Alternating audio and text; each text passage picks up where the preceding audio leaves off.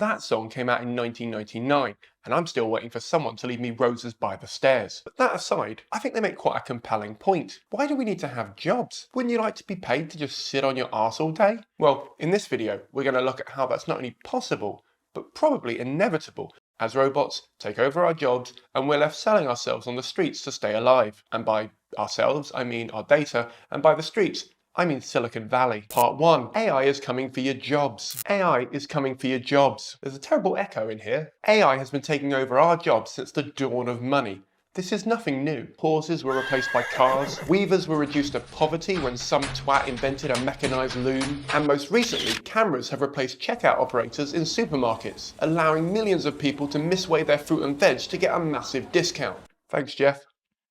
All of this is to save money on jobs and grow the economy, which can only be a good thing, right? The growth of an economy does not mean more jobs or prosperity for the people living in it. It's clear that automation is eliminating jobs, but the benefits of automation are not being equally distributed. The M. Night Shyamalan twist here is that in order for AI to come for our jobs, they need our data on how to do the job first. Look, you either believe that there's a limited amount of work and if robots are doing it, humans won't have any jobs.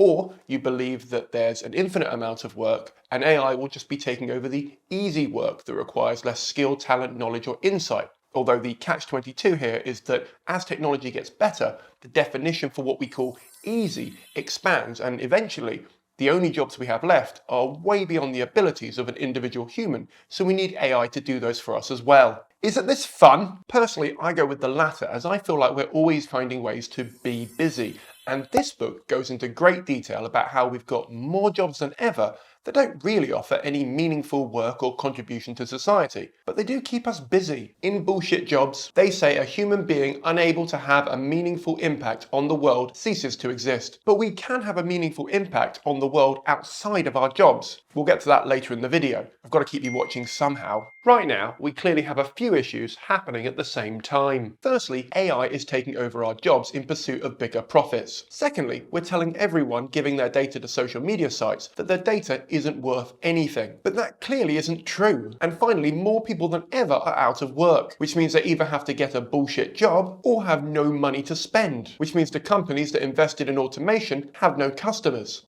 Sorry about this. What now? Full automation will never happen. That's just a conspiracy theory. Really, Barry? That's the one conspiracy theory you don't believe in? Come sit down. I'm not going to sit here and argue that we will hit the singularity in my lifetime. But, and I know this is a crazy theory, I believe capitalists want more money. And the most expensive part of running any company is people. So if you can buy a robot that doesn't need breaks, doesn't need a salary, doesn't need lunch, doesn't sleep, doesn't call in sick, hell, I'd consider buying one to make my videos.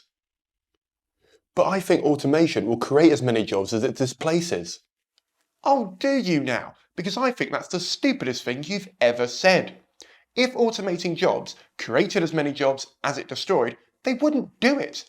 Companies automate to get rid of jobs and lower their labour costs.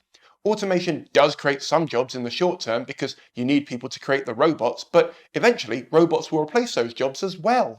Well, all the jobs they're automating are just dead-end ones that nobody wants to do anyway. Okay, overlooking the fact that dead-end jobs implies that everybody wants to progress up the corporate ladder, you're wrong, me in a hat. Currently, blue-collar workers and manual jobs are being automated, but they're coming for white-collar jobs too. After all, most desk jobs are done at a computer, and it's easier to automate something that you're already doing at a computer than something that you do by hand. And they can already automate what you do by hand. So what's the solution, smart-ass?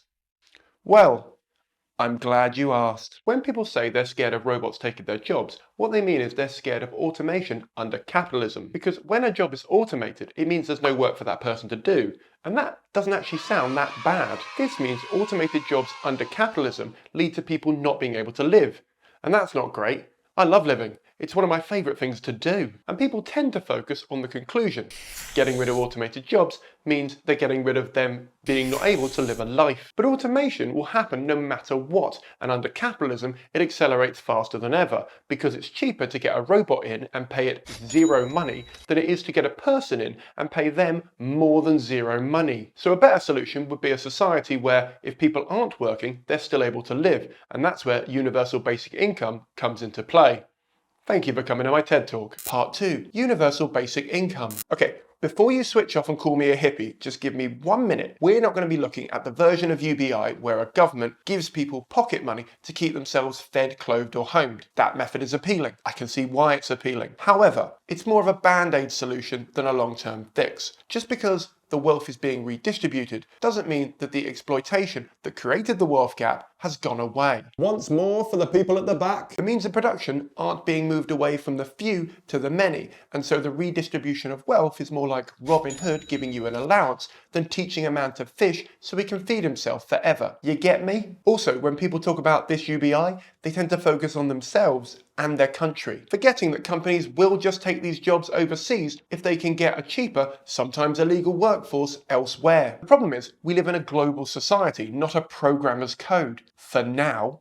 And someone else would have to suffer for you not to. So I'm just going to ignore that genre of UBI for this video, and instead we're going to look at the idea that we could sell our data to big tech and get paid for it, and that would be our UBI. That's right.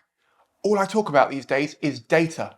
I'm insufferable. Using an online data calculator, I tried to lie to make my data worth as much as possible, and it still came out to pennies. But maybe there's another way. This whole shadow economy that runs our world now and concentrates all the wealth and reduces your future would not be possible without the data that's coming from you and your friends. Today, we give our data away for free, and half the time, we don't even know what data's been taken, because it's either been buried in their terms of service, or they've simply not told you. You don't even know what it's being used for, or to whom it's been sold on to. To you, it's ethereal, it's invisible, so you ignore it and you pretend it's nothing. But it's clearly not nothing, or these companies would be making billions. And the way we're going, it's going to be your economic value. Hundreds of years ago, your value was what hours you could sell to a company. Now, it's what attention you can give them and what they can do with that data. If the product is free, you are the product is a fallacy.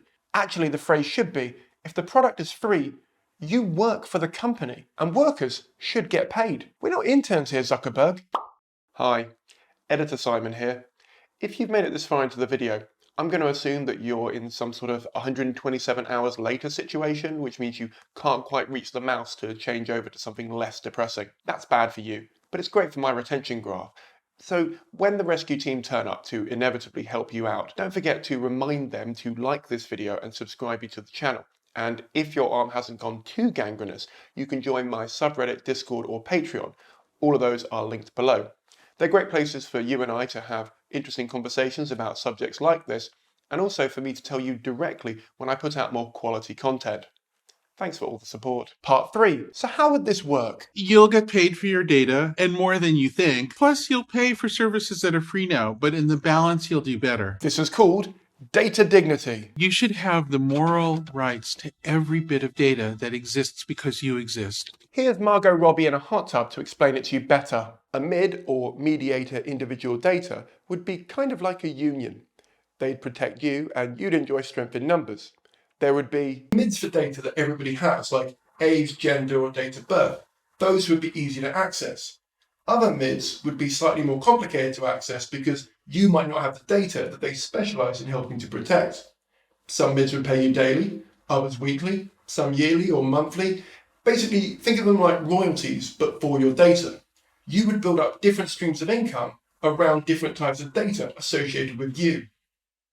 How did that look? My data won't even be worth much, so it's not worth me doing it. How do you know that? You don't even know what your data's worth now. So how do you know what your data will be worth in a market that doesn't exist yet that'll have to adapt to this new system? And the world of social media and advertising is driven by your data. That's $1 trillion industry. We make an estimate that a small family could, in the very near term, earn something like $20,000 a year from the value of their data. People aren't going to pay for Facebook. Incorrect. People are paying for it right now. We just don't think about it in those terms. We pay for it with our data. And if, when you had to pay to use Facebook, you decided it wasn't worth it because it's a hunk of crap, that's just a lovely side effect. But also, and I know this is a controversial opinion, when you pay for something, it gets better, especially in an economy where you're subscribing to the service and you can cut them off at any point. Big tech will never go for this. There's a shift at the moment towards changing how our data is harvested, and we might need government legislation to get this thing moving. This might also lead to less dominance and fewer monopolies in the tech space, which again, I'd argue is only a good thing. But the economy would grow more, so the companies that we choose to give our data to would also grow more. Instead of being focused on continual growth, as they do right now, they'll be focused on serving us better. I've done a full video on Sir Tim Berners-Lee's new model for how we take control of our data and our privacy, linked below. If people have more money to spend, they often spend more money, and that's where advertisers and social media marketing comes back in. And the circle of life is complete yet again. Value for users, yes. Behavioral manipulation algorithms with stolen data, no. AI should not be seen as a replacement for people, but as a new channel of value between people. But what do you think? This isn't just a video, it's a conversation. Do you like the idea that you could sell your own data, or that a MID would act on your behalf and generate you a universal basic income? Or do you think it's a surveillance capitalism solution to a capitalist problem? Let me know your thoughts in the comments down below. Are you not entertained?